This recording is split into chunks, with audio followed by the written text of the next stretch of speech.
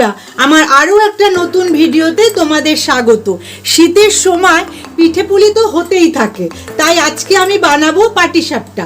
পাটিসাপটাটাই তোমাদের সাথে আজকে আমি শেয়ার করব। পাটিসাপটা কিন্তু সহজেই যে ব্যাটারটায় উঠে যাবে তা কিন্তু না, সেটারও কিন্তু একটা মাপ আছে। তাই সবটা মিলিয়ে আজকে তোমাদের সাথে আমি পাটিসাপটাটা শেয়ার করব। আমি তার জন্য প্রথমে পুরটা বানিয়ে নেব। দেখো, নারকেল কোড়া দিয়েছি, খেজুরে গুড় দিয়েছি, আর কিছুটা দুধ দিয়ে আমি খুব সুন্দর করে এই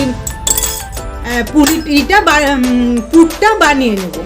পুরটা বানাতে কিন্তু খুব বেশি পাক দিতে হবে না, খুব বেশি পাক দিলে কিন্তু আবার শক্ত হয়ে যাবে, তখন একটু অসুবিধা হবে। তাই পুরটা যেরকম দরকার সামান্য একটু পাক দিলেই তৈরি হয়ে যাবে। পুরটা আমার প্রায় রেডি হয়ে গেছে।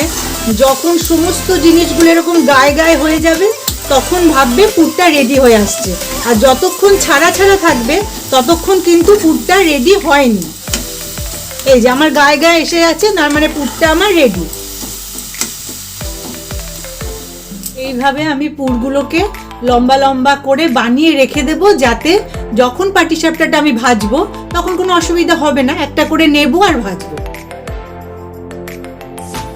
পুরটা তো আমি আগেই বানিয়ে রেখে দিয়েছি, এবার আমি ব্যাটারটা তৈরি করব। দেখো, এই যে আমি একটা কাপ মেপে নিচ্ছি, এই কাপে 2 কাপ ময়দা নেব।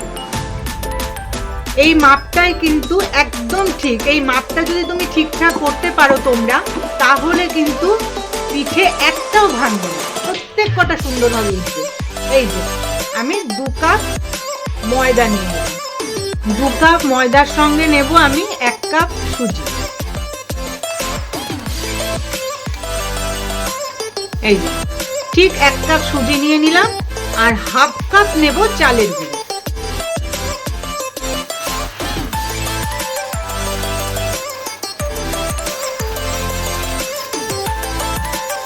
½ কাপ নিলাম চালের গুঁড়ো।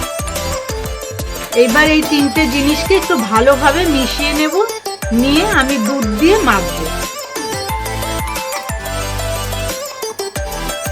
এইভাবে খুব ভালো করে আগে মিশিয়ে নেব। এবার আমি এই পাটালি গুড় আর দুধ দিয়ে ভালো করে ঘন একটা ব্যাটার তৈরি করে নেব। দুধটা একবারে দেব না, কিছুটা দিয়ে নিলাম। এবার একটু ভালো করে মাখিয়ে নেব, আরো লাগবে অনেকটাই দুধ।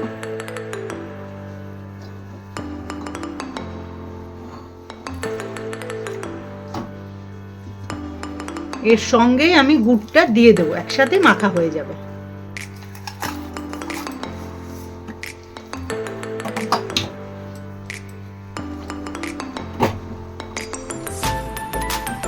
বেশ খানিকটা সময় ধরে এটাকে একটু ফেটিয়ে নিতে হবে।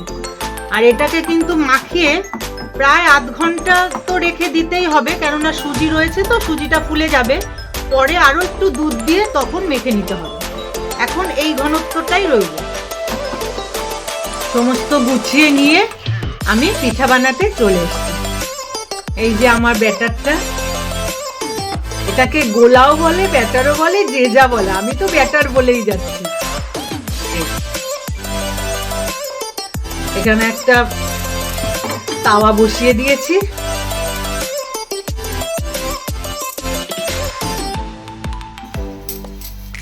তেল ব্রাশ করে নিয়ে, এগুলো বলার কিছুই নেই, সবাই জানে। এই আর কি।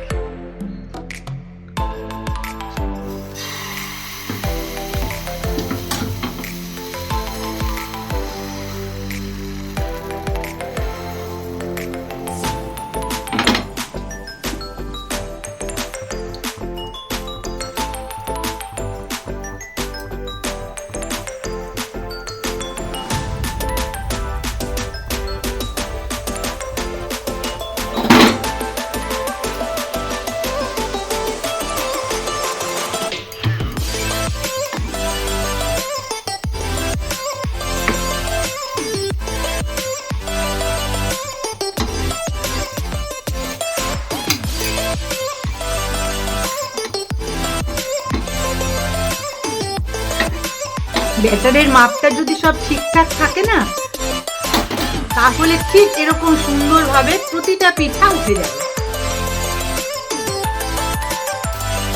আমার এই ভিডিওটা তোমাদের কেমন লাগলো অবশ্যই কিন্তু কমেন্ট করে জানিও। আর যদি ভালো লাগে তাহলে শান্তাস কিচেন অ্যান্ড ব্লগ এই চ্যানেলটাকে তোমরা সাবস্ক্রাইব করে আমার পাশে থেকো।